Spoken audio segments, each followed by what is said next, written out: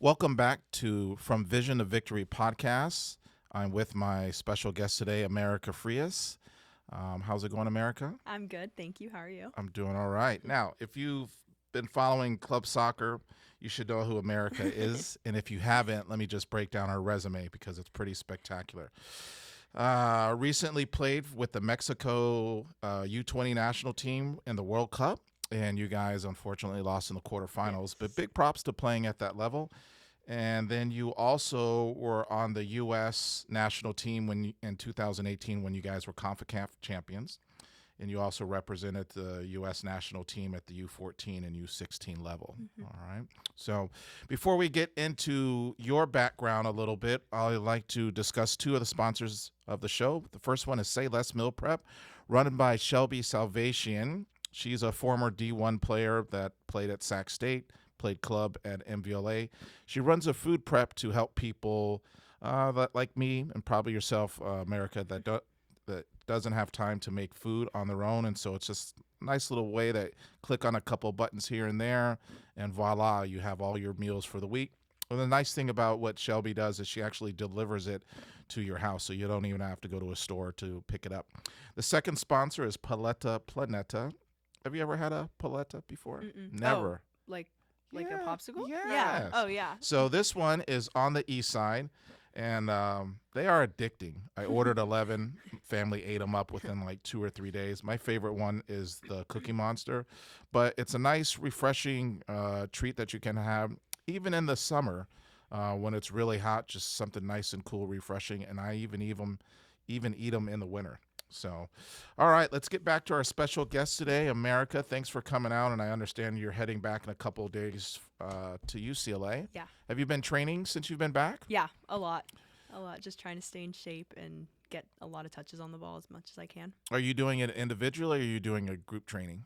Both. I train a lot with my best friend Jenny who plays at TCU. Nice. We do a lot of like this morning we did just like quick combination technical stuff and we like keep each other in shape a lot, so we do a lot of conditioning together too, and we go on runs together a lot. Oh, And then nice. other times I do like group trainings, but like the most people we get is like four, so nothing too big. Now, is the group training is organized by yourselves or are you working with like a trainer? It kind of depends. Sometimes when our trainers are open, so like player one or like 1v1 is who I train with. Hmm. When those are open, it's like groups of four, girls and boys. But other times when they're not open or when they're busy or the times don't work, we also just go to a field on our own. Nice, nice. I love to hear players that train on their own. A lot of Hmm. kids, they feel like the only way to get better is when their coach runs the session. But Yeah, hearing players that train on their own, especially high level players like you, like kudos. thank you. Yeah. Where did you grow up? Are you originally from San Jose Yeah. or? Yeah, so I've been in San Jose my whole life. I went to elementary school at Leeds Elementary. It's Nice, like San Jose, like Los Gatos, Almaden area. And nice, then I went to middle school in Los Gatos, Union Middle School. And then I went to Lee High School, which is nice. San Jose, Los Gatos area once Now, again. Yeah. now for people that don't know about Lee's a big time soccer program for high school. I think I looked at their record already this year. I Yeah, they're think doing great this they're like season. 6-0 and Uh-huh. 1. Yeah. So how was your high school experience? Yeah, it was awesome. Loved high school, like especially my last 2 years, junior and senior year. Even though my junior year was during 2020, like the whole quarantine COVID, Right. I finally got to play high school soccer my Nice. junior year starting, and it was so fun and it was so amazing, such a great experience, a different environment for sure. And senior year was just awesome, like soccer and like social school wise, like it was super great. Yeah. Now you missed out on some of the high school, right? Because of playing Yeah. in the girls' academy. Yeah, playing in the DA, yeah. So, because I'm a big fan of high school soccer. I Mhm. don't coach it, but I do feel like it's kind of cool for players to play in front of their peers Yeah, and agreed. and stuff like that. Like, were you were you nervous like to Mhm. start playing in front of your teammate, your schoolmates, your peers? Yeah.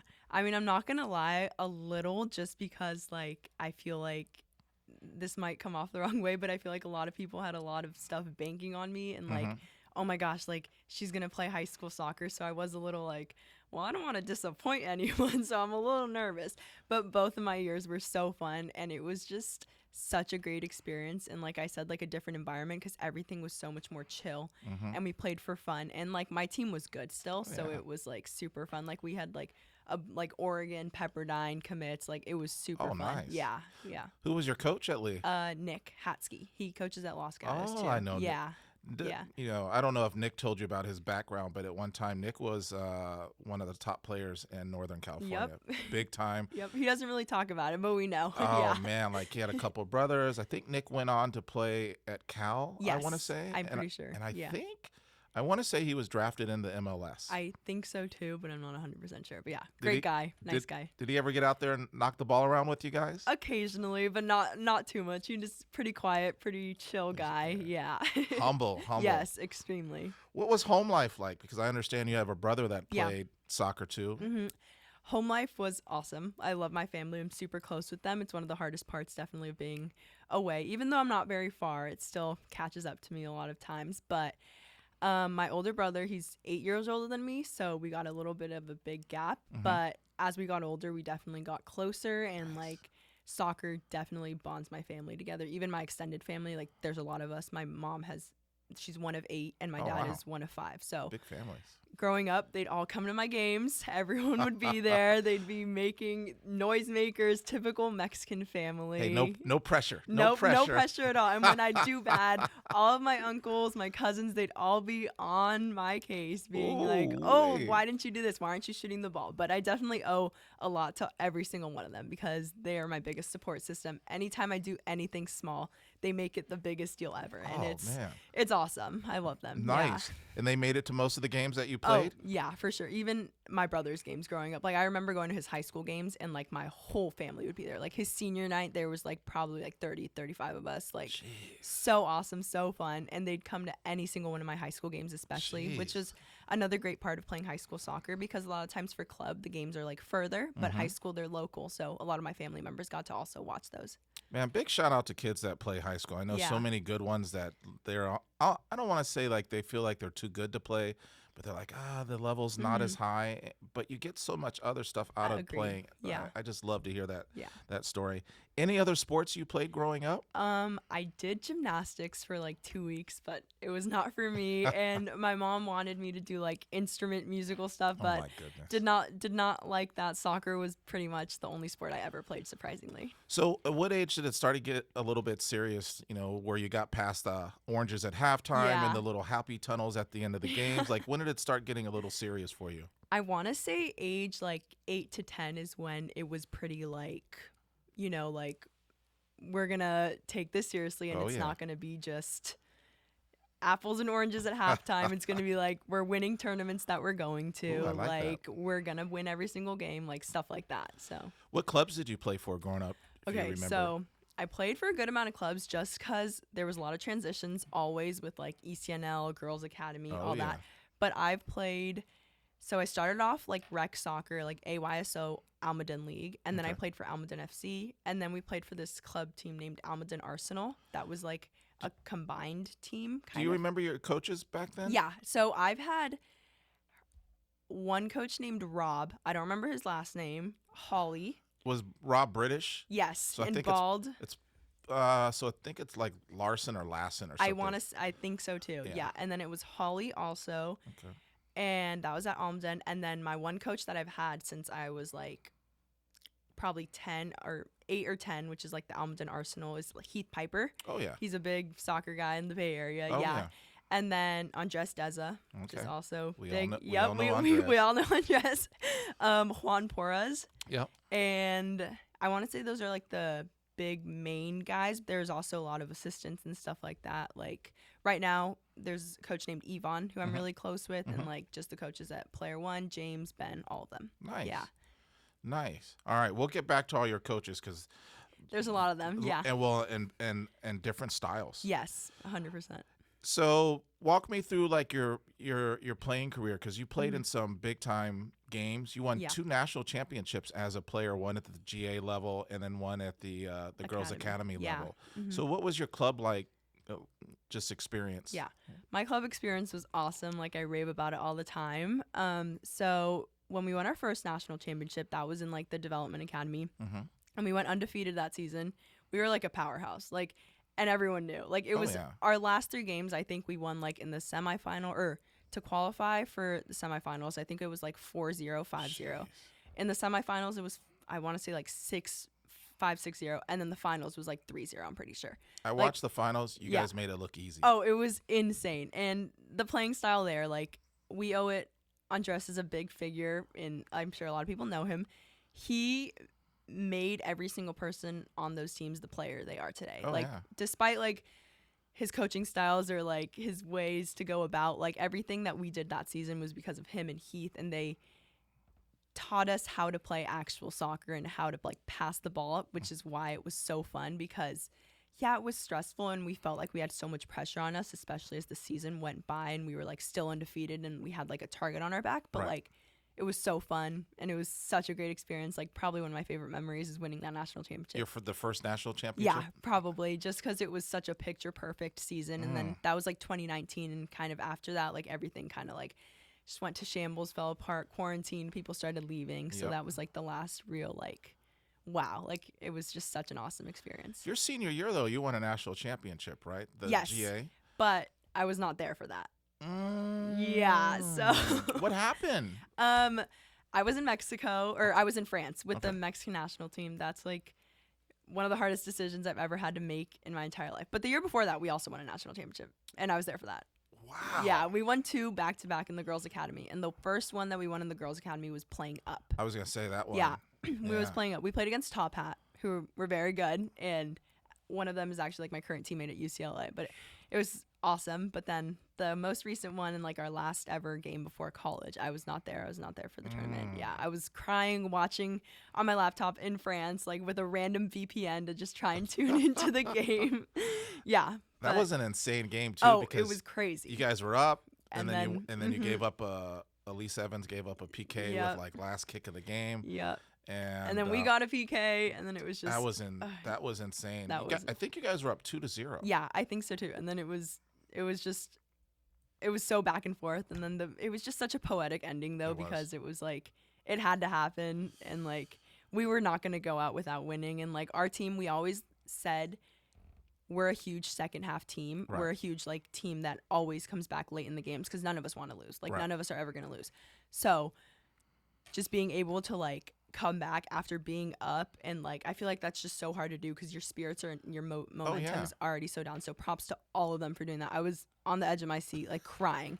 I FaceTimed them immediately. I was bawling my eyes out. Oh my yeah. goodness. Yeah. So yeah, but I got my own experience out of that. It was definitely fun. How was the trip to France? It was good. Another one of my favorite soccer memories. My first game. So my process with the Mexican national team is a little different than most people's, because I had to rush to get my Mexican passport, because Right. like both my parents are born in Mexico, Right. so I have like right of way citizenship. But I had to be done very quickly because 2022 was a World Cup year. Oh yeah.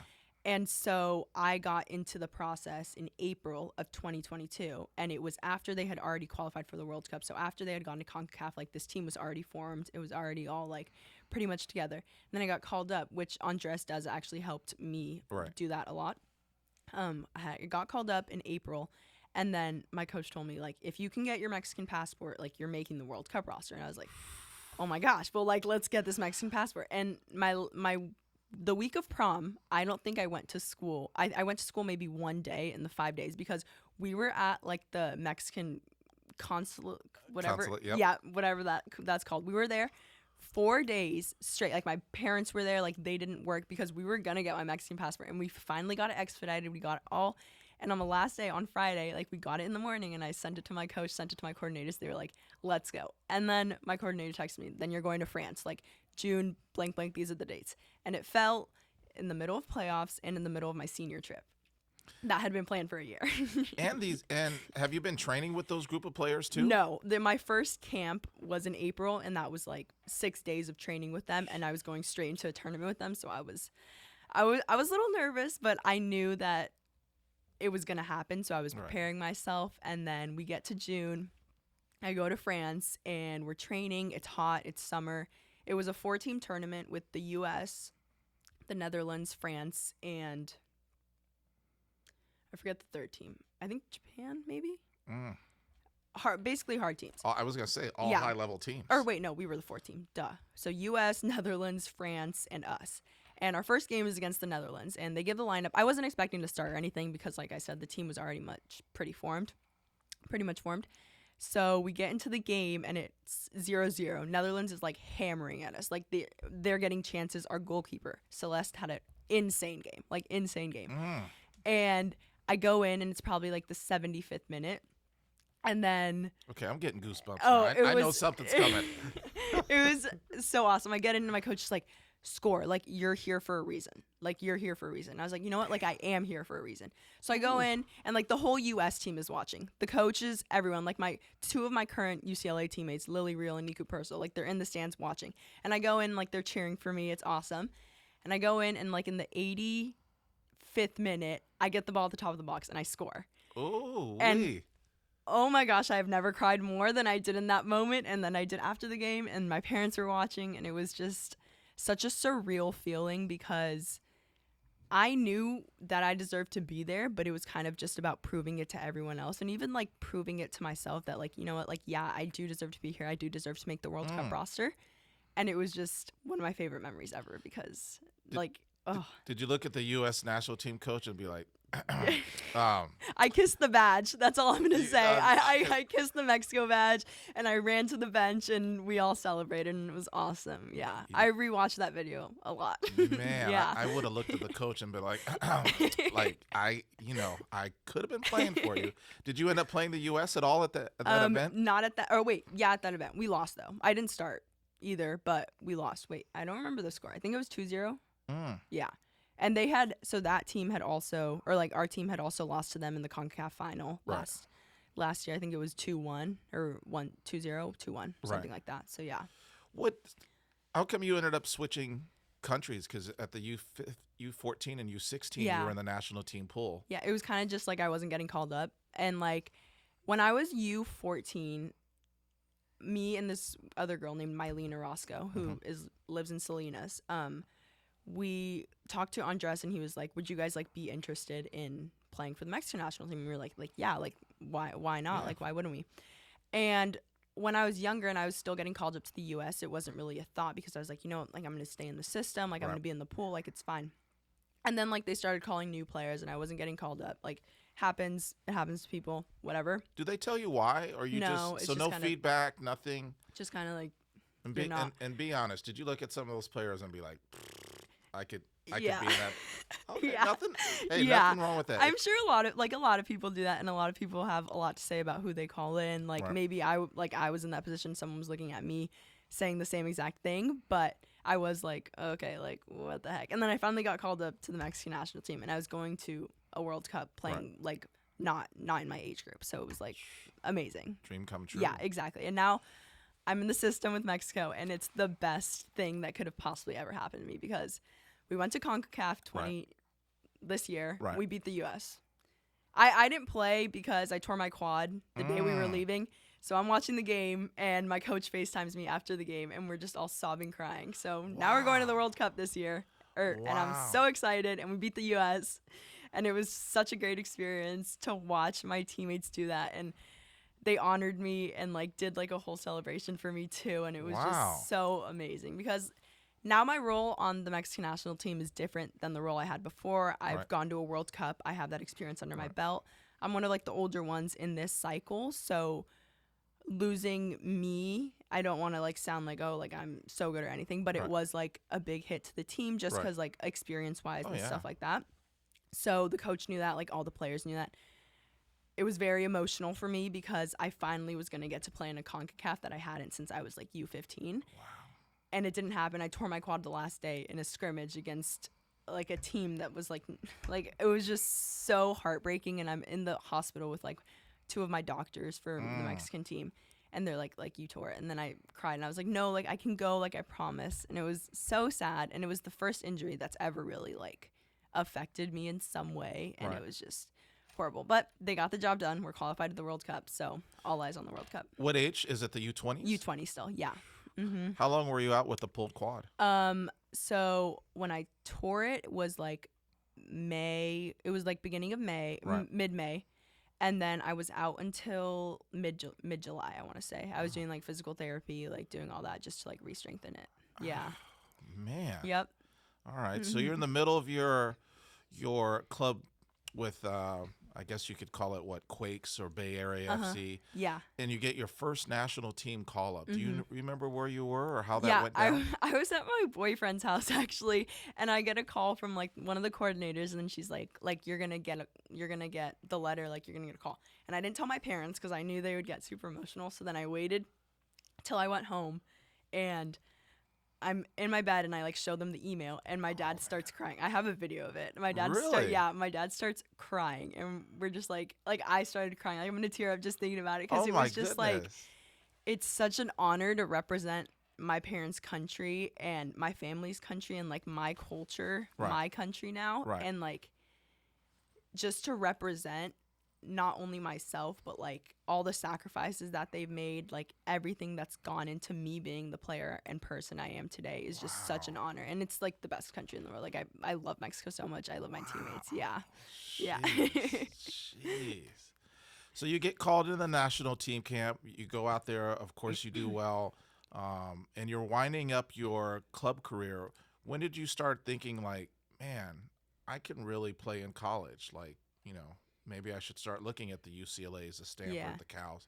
What age were you at when that happened? So I was pretty like during my time, my class, we were all pretty much younger than people are now because of the rules that have been implied by the Yep. NCAA, which rightfully so. I'm glad they are.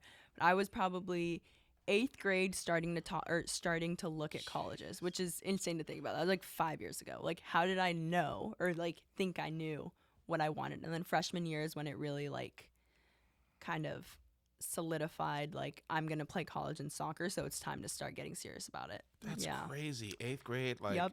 my daughter's a sophomore and she Yep. can't even figure out she sophomore in high school. She can't even figure out what she wants for lunch. Yeah. And here you are, an eighth grader, and you've got to figure out what college. Like that's got to be intimidating. Yeah, it was. It was a very stressful process because I was so young, and at the time there was such immense pressure, not only on me, but I'm sure everyone else felt this that is going through the same thing, to like not only pick the right school, make sure it's a good school, Right. make sure the coaches are good, and then also like make sure, this is kind of a weird one, but like everyone around you was committing, so you wanted to commit too. Mhm. And it Mhm. was like, well, I can't get left behind because I need to be like, I need to show them that I'm also good enough to Right. like commit like freshman year, you know? And it was just a trend. Like, I literally scroll through Instagram, and like at least 2 posts a day would be like, I'm so blessed and excited to announce I've committed to like Penn Oh my State or like Florida State, like stuff like that. And we were freshmen in high school. Like, these are all freshmen, sophomore, eighth graders in high school.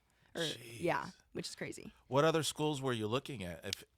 If not, well, we'll do it a two-part question. Okay. What schools were you looking at? Yeah. I mostly had my eyes set on UCLA. I'm going to be 100% Really? honest with you. They're the only ones that I really like talked to, like really furthered my conversations with. In the looks was like Virginia, USC, like Stanford kind of, but never really that much. Santa Clara. What else? Oh, Florida State, but I never really wanted to go there because I thought it was too far. But I never really like talked to them like I did to UCLA. Yeah. Wow. Did you go to any campuses to look at before you made the Yeah, decision? I went to Cal, obviously, Santa Clara, Right. Stanford.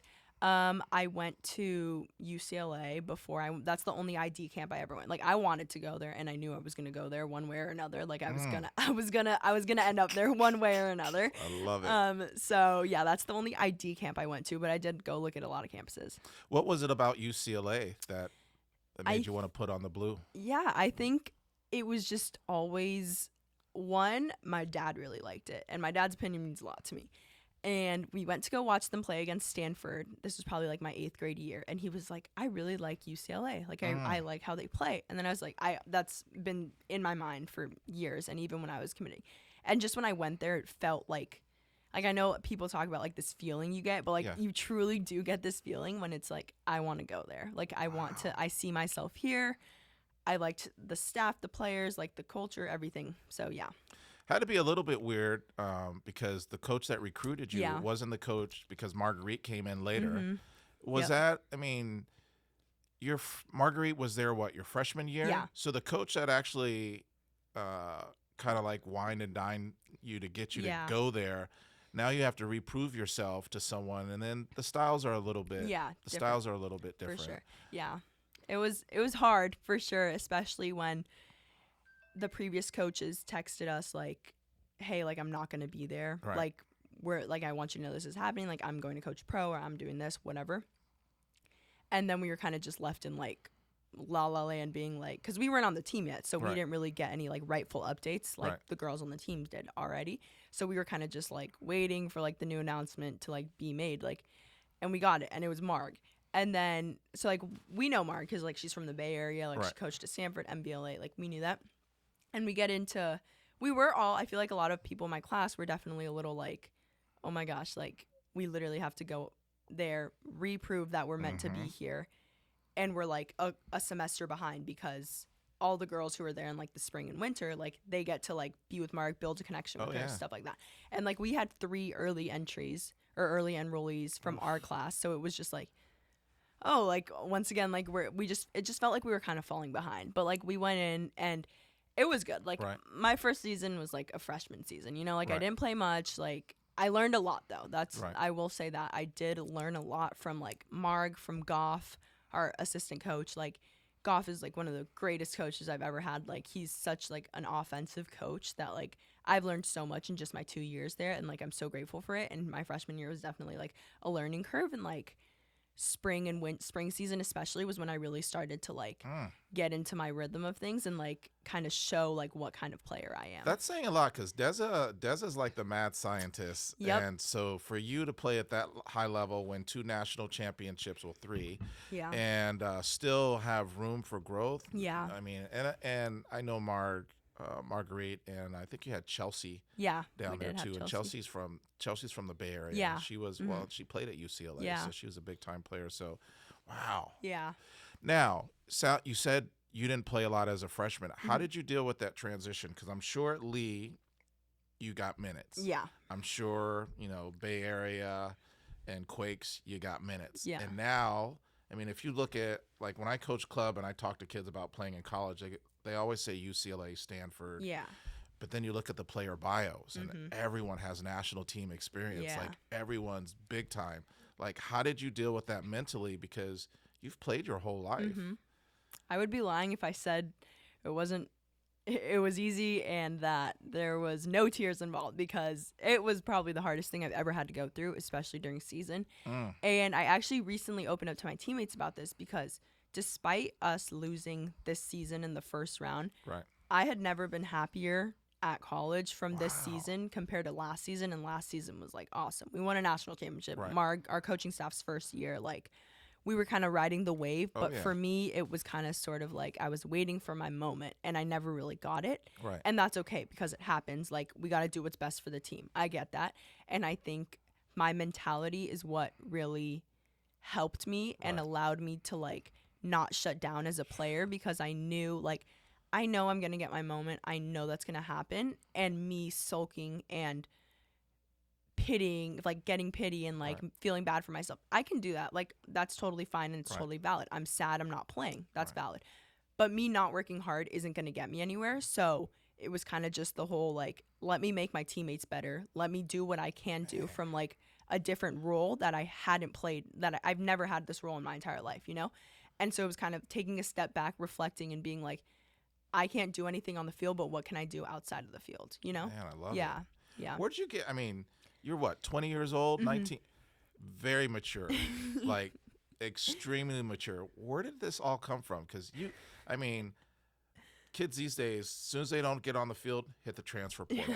Where, mom, dad, brother, like, how did you get so Yeah. mature beyond your years? My mom, my dad, and my brother. I mean, like like I said, it's a Mexican family. Like they're not okay with me sitting around like sulking and like making everyone feel bad for myself. And I learned that from a young age. Right. Like if you want to change something, if you want to do something, like you go and do it. You get out there, you work harder because we can argue like a lot of people say, like Right. I probably even said this, like they're not playing me because they don't like me. Like no, like you have to be as good as you can be for a coach to not ignore you. And at the end of the day, like they can do whatever they want to do, but they can't take away your playing abilities and how good you play. And they're going to see that eventually. Like someone's going to see that and maybe like like I don't know, my parents were just always like, you like I was born to be a hard worker. My dad's like the hardest worker I know, and like him having that example for me, like my Yeah. brother, my mom, like they've all worked so hard to like provide this life for me and put me first always. So like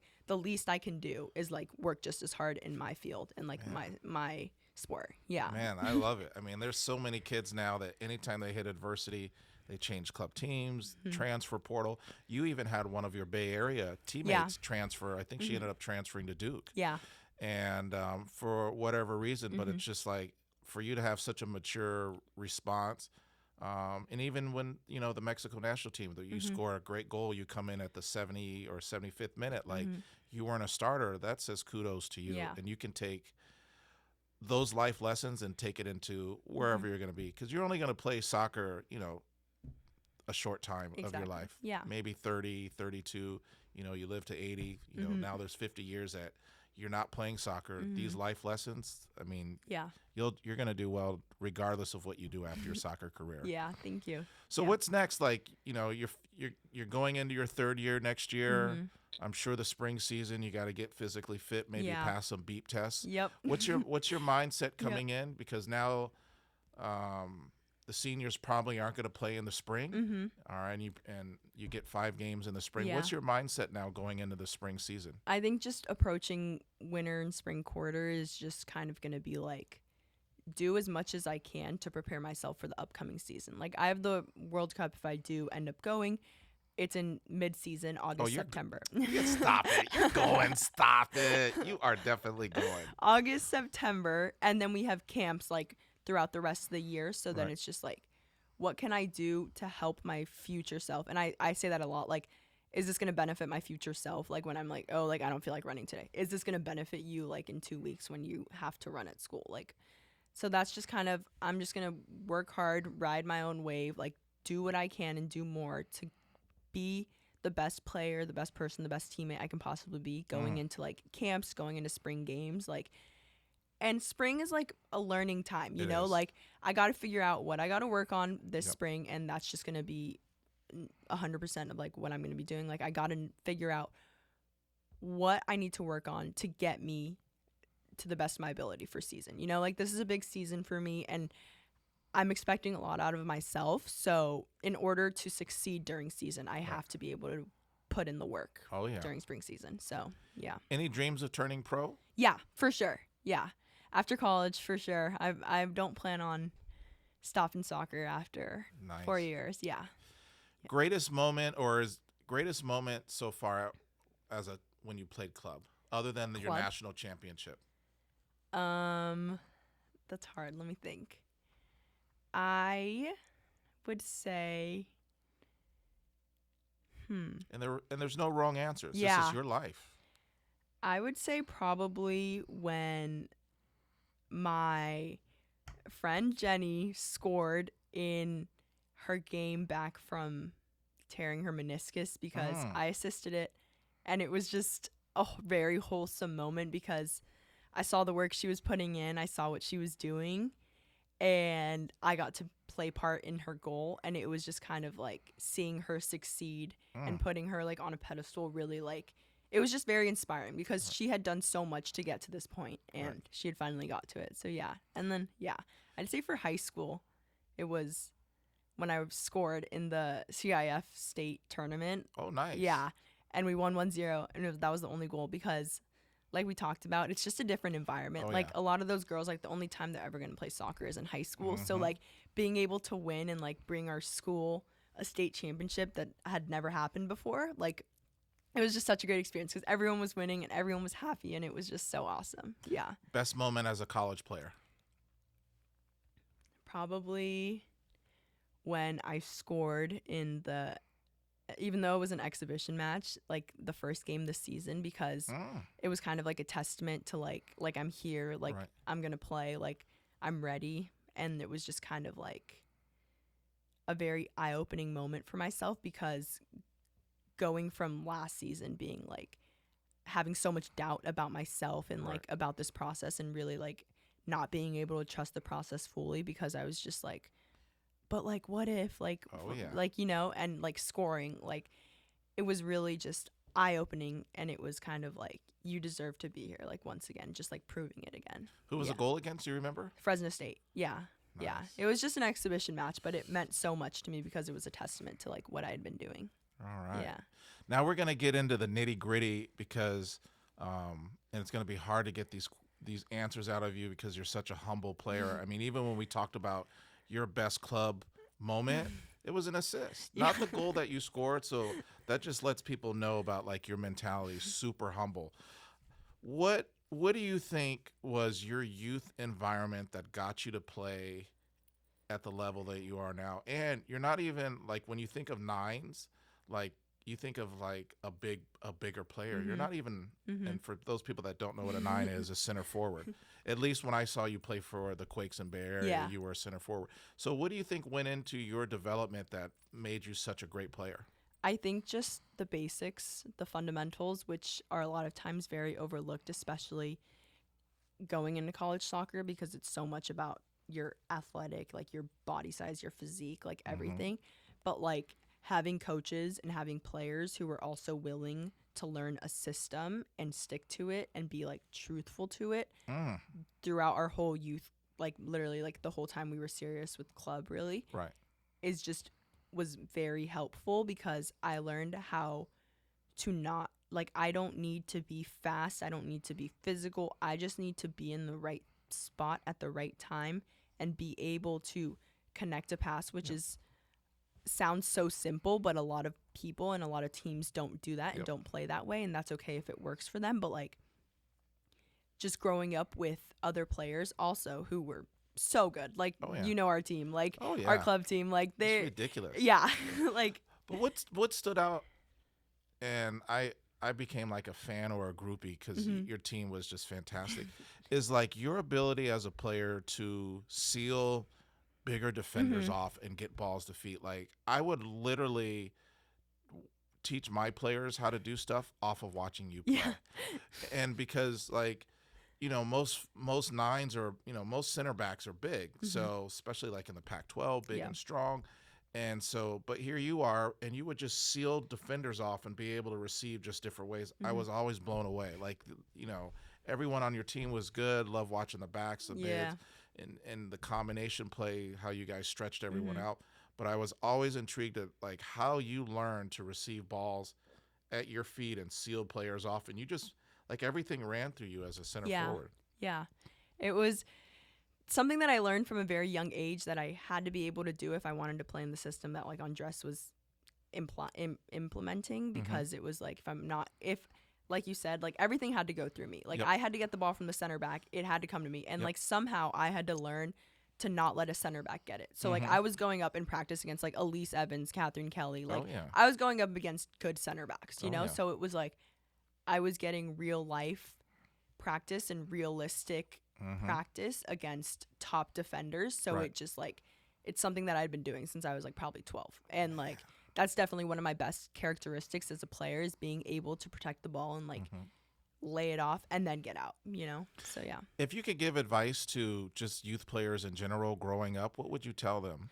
I would say be okay with being put in an uncomfortable position. I love it. Yeah, which is especially as you get older, you're going to be put in so many uncomfortable positions, like on the field in horrible like 2v1 situations or something, but also off the field. Like maybe your talk with your coach didn't go as well. Maybe you need to have an uncomfortable conversation with your coach in order to achieve whatever you want to, but it's just being okay with that is only going to help you, because if you're stuck in a box, if you're sheltered, if you're guarding yourself from getting hurt or getting your feelings hurt or something, like that's not going to help you in the Right. end. And like as you get older, it's only going to get more harsh and more realistic. So the longer you withdraw from that and like stay away from that, the more it's going to hurt and the more it's going to harm you. How were your coaches' attention to small details growing up? Were they kind of like nitpicky about how Oh you? my gosh, yes. Like Andres, oh my gosh, he would, just to name a few examples, we would juggle before practice because he thought it was super important. And if you weren't able, like it would have to be like right foot all the way across the field and back, left foot all the way across the field and back, inside of the foot, both feet. And if you weren't able to do that, you had to do it all practice until you you couldn't do it. Really? And yeah, and we would have this thing called like a playground that was like just a bunch of technical exercises with a bunch of cones, like a bunch of everything, and you had to get through it. You couldn't hit a cone or else he would see, like, you'd think he's not watching, he would know. Oh, He yeah. would know. And then the passes always had to be 100% like to the right foot, like to the correct space. Like you couldn't be in a flat line. You like so many things. And Andres was always honest about that. Yeah. Right. Yeah.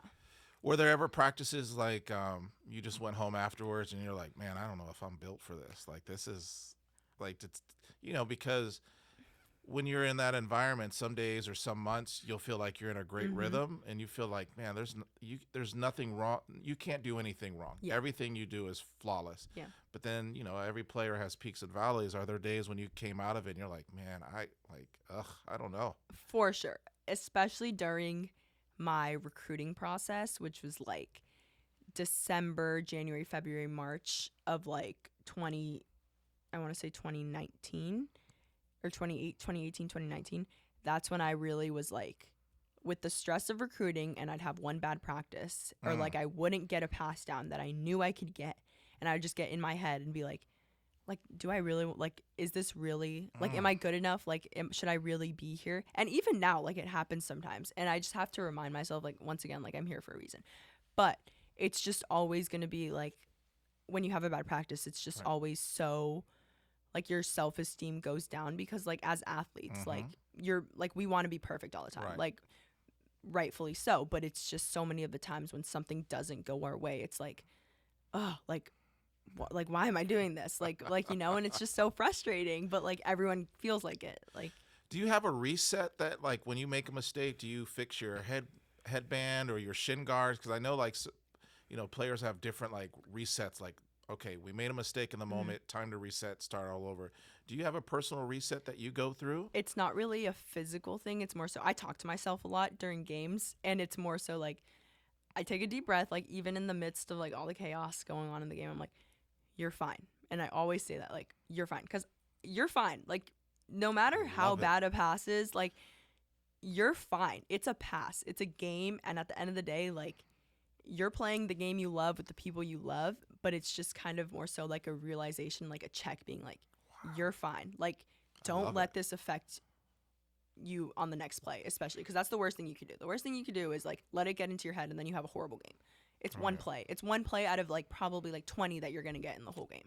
So Long time ago, I wish I remember the name of the book, but it was basically about pro scouts, how they scout players in Europe at a young age. And one of the things they do is they look at, of course, of how good they are in that action, like, if they're shooting or passing, but they also look at how those players are when they make a mistake. And does it cause them to make a second mistake immediately? And because they say it's sometime as a pro player, you're going to miss a goal, you're going to miss a pass, but it's how you react afterwards. And if you sit there, like if you miss an easy shot and then you're like, oh man, and you see the player's body language and they're just like, oh man. And then all of a sudden they miss the second one because they were still thinking about the first one. You almost have to have like amnesia where you forget short-term memory. Exactly. Yeah. Exactly. Man, I love it. Yep. I love it. That's what I always think to myself, because you're only as good as your last pass. And I pride myself in I'm a hard worker, and I pride myself in that. And I can make a bad pass, but like I can sulk, I can do whatever. I'm going to get the ball back, or at least try to, and I'm going to help my teammates, or at least make it hard for them to get it out. And like when I don't lose the ball, everyone knows how it feels to lose the ball, how to make a mistake. I just try and be like a good teammate and like make sure like they know, but when you mess up, and every player knows when they mess up, and they're probably 100 times harder on themselves than like anyone else can be. So it's just kind of like get the ball back, reset, and we're fine. Like we have the ball, like it's fine. Yeah. Are you quiet on the field with your teammates? Because I was watching the NBA. I'm a huge basketball fan, and Devin Booker, one of his teammates, lost the ball, and he was the only one that ran back on defense, and you could hear the NBA mics pick up. He said in not so nice words, like, get your ass back and help out. Yeah.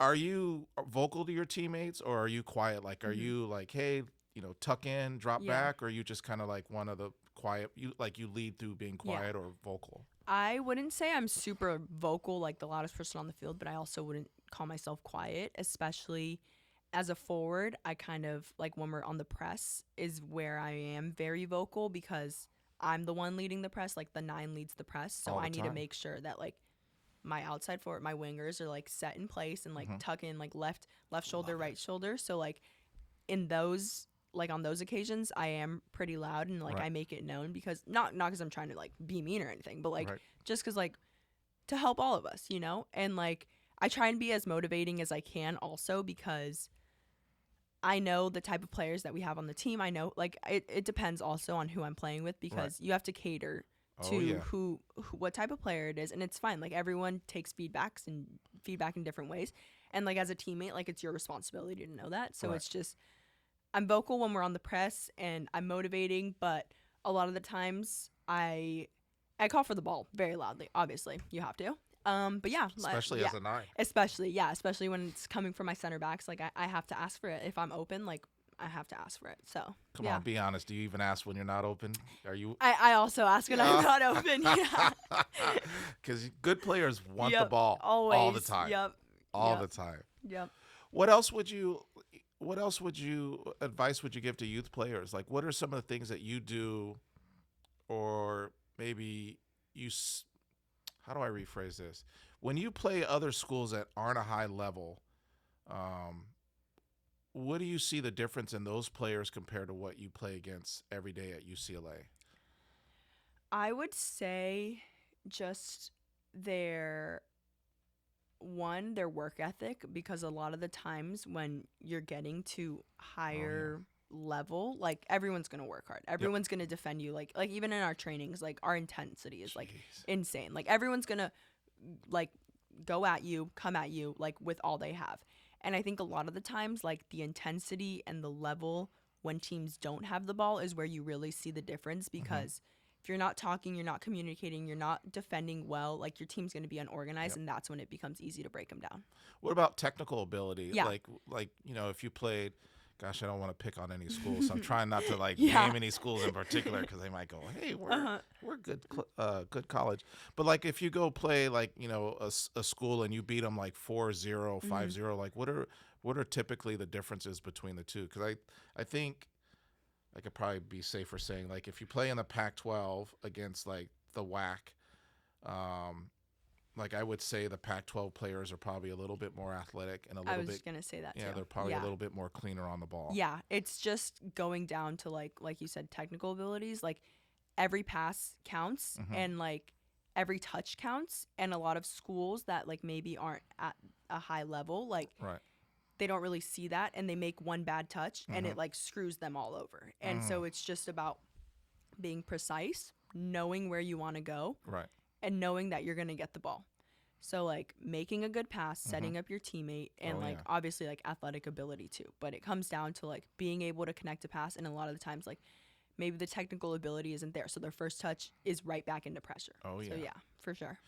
I mean, there's just different levels to it too because I watched. Unfortunately, when you guys lost to UC Irvine 1-0, I was at the Stanford Pepperdine game, and Stanford tore up Pepperdine. Yep. And Pepperdine, I think, maybe won their conference Yeah, or they came were- close. It was like women playing against kids. Yeah. And you look at the Pepperdine players, they were like some of the best players on their club team, but there's just different levels. And Elise Evans is doing what she was doing. Ali Montoya it was phenomenal. Even Duke, where you had Piper, Heath's Yeah, daughter. Ellie. I mean, yeah, I mean, Duke's a good school. They are. Stanford, different levels. Exactly. So, It comes down to the details, the basics, because that's where you're going to get screwed over. That's where a goal's going to happen, a counterattack, stuff like that. Do you look at players in other club or other colleges and go, man, that player would have been better if they were in a different environment? Yes. I was just talking earlier with my friend Jenny about a player who kind of took a different path than maybe they should have, and it kind of screwed them over because it was like now they're just there and they're kind of like at a stagnant point and they're staying, and if they would have like sacrificed a little and Yep. gone somewhere else, they could have really flourished and been a great player, and they still have that potential. Right. And like great player, Right. but they chose a different path, and that's okay. if it worked for them, but it was just kind of like, damn, like they used to be really good. Yeah. Oh yeah, and you see it all the time. I'm sure when you were growing up, you saw players that kind of peaked early that were like 11 and 12 and really good, and they kind of settled on, oh, I'm the best now. Well, that doesn't mean you're going to be the best in like 2 years. And then you see them 2 years later, and you're like, oh, you're not as good as you used to. And sometimes those kids quit because now the game is a lot harder than what it used to be. Yeah, and I think that you see that a lot going from club to college because it's kind of like you're the best player in your in your club team. Oh yeah, You're playing against 18 different best players in their club team, you know? yeah. So you go into college and it's a completely different environment. And then it's tough because in college you don't always travel. Yeah. Were there games where you didn't Oh, travel? yeah, freshman year. There's games where like a bunch of us didn't travel. Even this year, like a bunch of the freshmen didn't travel. Like it's like seniority and it happens in college and you just kind of have to accept it because there's literally nothing you can do about it. Yeah. Wow. Did any of your teammates hit the transfer portal? So two of my Bay Area teammates transferred. One of them to UVA. Catherine transferred to UVA, and then Julia transferred to Duke. So yeah. Did Julia get any minutes at Duke? This season? Yeah. I want to say she got a good amount. Yeah. I think. Yeah. And she was a great club player. Yeah. She's awesome. Yeah. She's a great player. Yeah. She's big. She's fast. 1v1. She's great. She's awesome. Yeah. Yeah. What do you think made UCLA so good, other than the coaching staff? I mean, props to Marguerite, her first year there. She wins a national championship. What is it that makes UCLA so good on the field? Our depth, 1,000%. I think our whole team really prides ourselves in that. Right. And we know, like, if a player on the field isn't giving what they should be giving, what they can be giving, there's someone else who can do it. And our coaches tell us that all the time. Like, we all know it. Like, anyone can go in on the field and do exactly what is being asked of them and more. So it's kind of like our depth really helps us because I know there's a lot of teams that like make no subs and like or when their subs go in, it's like noticeable. Like it's like, oh, like like the level goes down. But like we pride ourselves in the fact that like people can come in off the bench and make the same impact and keep the intensity level and add more, keep going at them, stuff like that. What do you think that makes Marguerite one of the top coaches in the country? I think her calmness and her soccer IQ is very high. Her calmness really provides a sense of comfort and a sense of like serenity with our team, especially in times of like, oh my gosh, like what are we doing here? She kind of just like relax, like it's fine, like and she gives us a different game plan and it helps and it works. And then like we have like her staff like Goff and Molly who also great coaches, great, like they're awesome, and they all kind of just give us a sense of like it's gonna be okay. Like they're all super intelligent soccer wise, so it's just really refreshing to have a college coach who like wants to play and knows what they're doing, you know. And she played at the high level. Yeah. She, I think she was on the U15 national team. She played for Albertine and Jerry Smith at Santa Clara. So I mean, she has a huge background. And she coached at Stanford and stuff like that. Did she ever get out there and touch the ball with you guys? Oh yeah, she does. She plays in our match day -1. It's a ritual. It's a superstition that we have. She always plays in our match day -1 possession games. So she's always a neutral in that. Yeah, our Goff does too.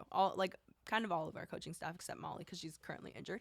But they all get out and play with us and like it's fun. They bring up the level and it's like fun, and we go just as hard with them as we would with anyone else, especially with Goff. Yeah. Where do you see yourself in 2 years? 2 years. So hopefully going into my senior year, kind of thinking about eyes on the season, but thinking about what's coming after. Like I obviously, like I said, I want to go pro. Hopefully I'm still with like the national team in that process and kind of just like seeing where and what would be the best option for me after college. Oh, nice. What advice would you give to the 13, 14, 15-year-old version of yourself? If you could just whisper some tidbits in your ear, some advice, what advice would you have given yourself? I would say to relax because I feel like I was so stressed during that time, and kind of enjoy the moment and be present because everything will work out. And I know that's hard to say in the future because I'm like looking back and like saying like, oh, everything worked out. But in the moment, a lot of the times, like even now, I have trouble being present because I'm so worried about what comes next. So Right. just like being calm, being present, enjoying the moment, and just like seeing what is in store for me, and Right. like being okay with like what happens. Mm. Yeah. If any young kids hear this podcast, what advice would you give them if they're on a current team? Like, how do they know that their current environment is giving them the right tools to be successful? Because I'm sure, and we've all seen this, where you play teams at a younger age and they get away with certain things, and as they get older, the game changes, Mm-hmm. and then those kids are like, they were ahead only because their team was winning, but they're Mhm. actually far behind Yeah. development wise. What advice would you give to a kid, or how could a kid or a parent let know that their kid's in the right environment? I think especially like you play games on the weekends, so Mhm. practice is where really things like happen, where you're improving. Right. So if you're not getting challenged day in and day out, and your teammates aren't making you better, and you're not making your teammates better, then you're probably not gonna grow that much, because you can play games on the weekends, but Monday, Tuesday, Wednesday, Thursday, Friday, having practice is when you're really gonna have to like start improving, like Right. getting your technical abilities up, doing whatever. So if your team is not challenging you, Right. their intensity is not where you would like it to be, then that's when you maybe you have to take a step back and be like, is this the right place for me? What about like ball skills, or because you can have a team that works like extremely hard. They're, because you see it like at the younger Mhm. ages, you see kickball teams, Yeah. and those kids feel like they're doing well, and the kids are all running to the ball and heading the ball, and they're, but it's like, man, you're not going to be successful. But those parents, like, they don't know any better. Mm-hmm. And by the time they figure it out, the kid's like 13, 14, 15, and a lot of the developmental years have passed them by. Yeah. So, like, how does a parent know? Because I feel like you can almost be like, bamboozled, so to speak, if the practices are hard.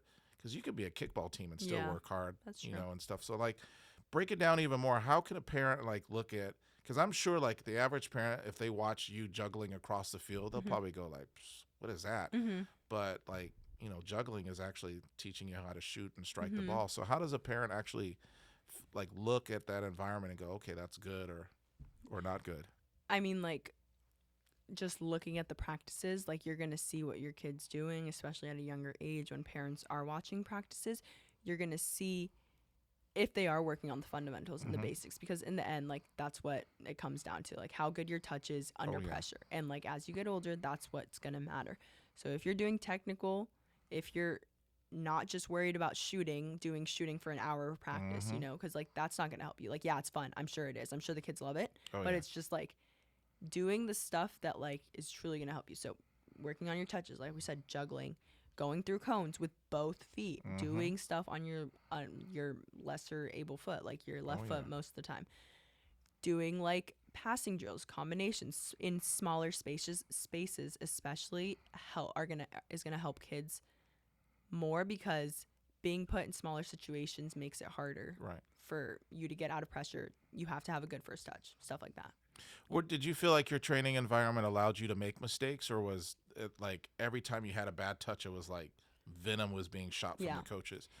I think as we got older, it got better and it was more okay to make a mistake. Mhm. But a lot of the times when we were younger, it was kind of like, oh my gosh, like I don't want to mess up. Mhm. And it wasn't like, oh my gosh, like you have to run after you did a bad pass. It was more so like you were screwing up everyone else's passing drills. So it was like, don't do that. Yep. Like, don't ruin the rhythm. Don't do that. But now, like, we're allowed to make mistakes, and you should be allowed to make Yeah, mistakes. Yeah, course. that's the only way you're gonna learn. That's the only way you're gonna grow. That's gonna let you know what you need to work on. So, How are your coaches different? Because you played for Johan a little bit. You had Heath.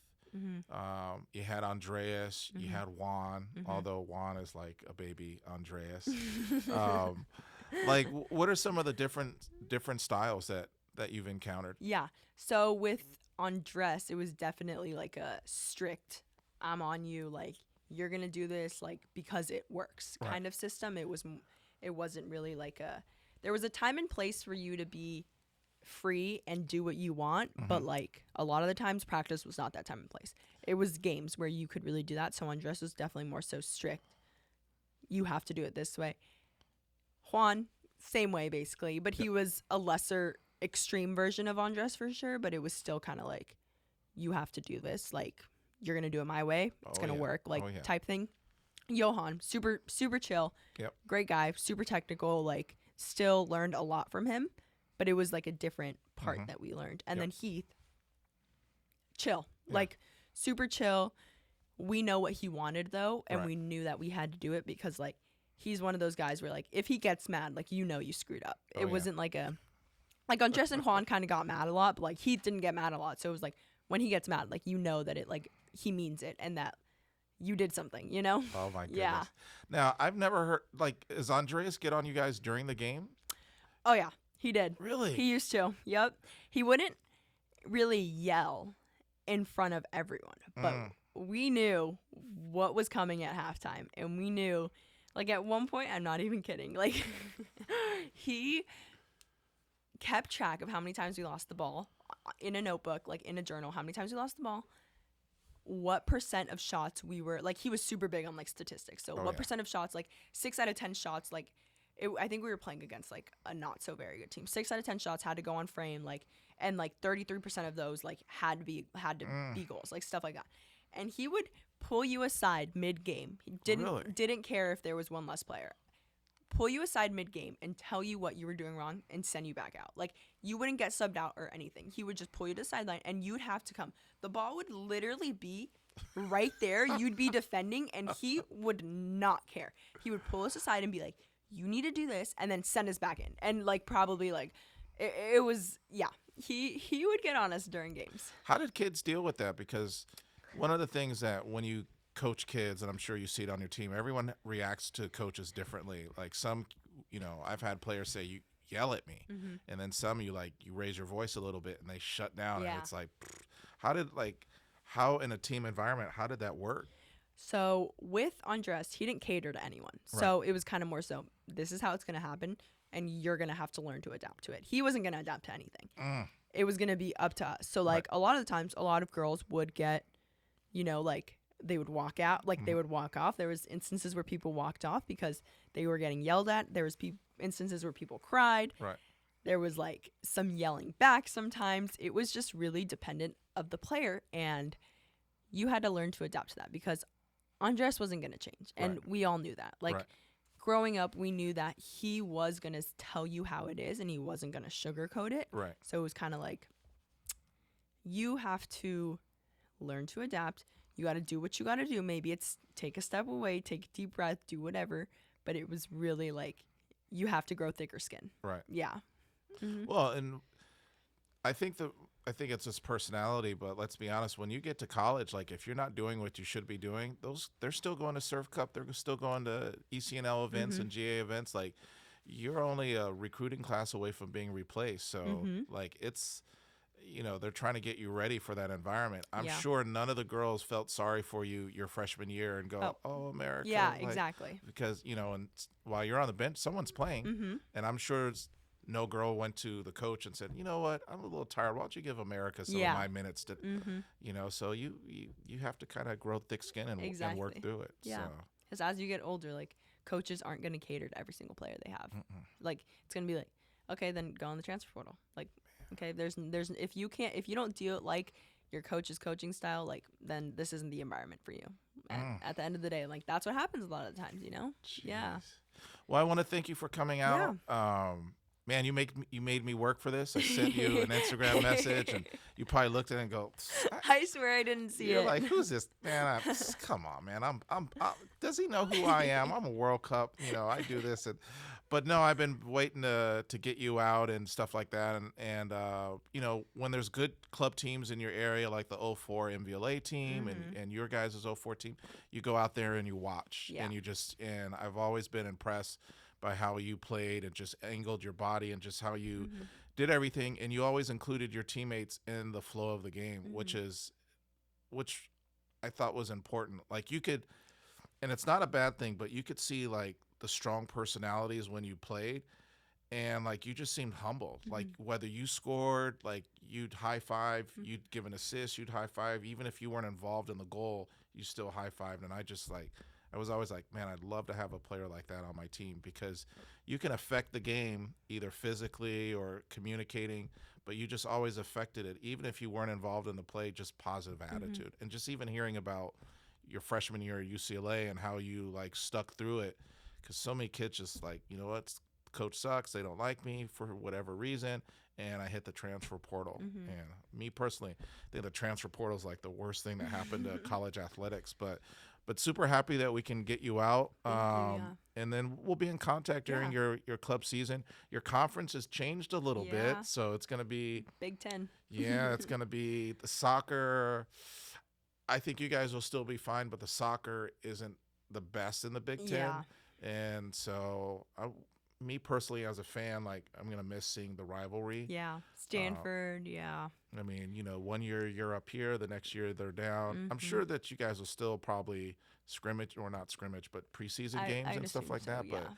I'm a big Michigan fan, Oh. but like watching you against Michigan, I don't think is good. That's that, you know. Who else came over to your conference? It was you and USC.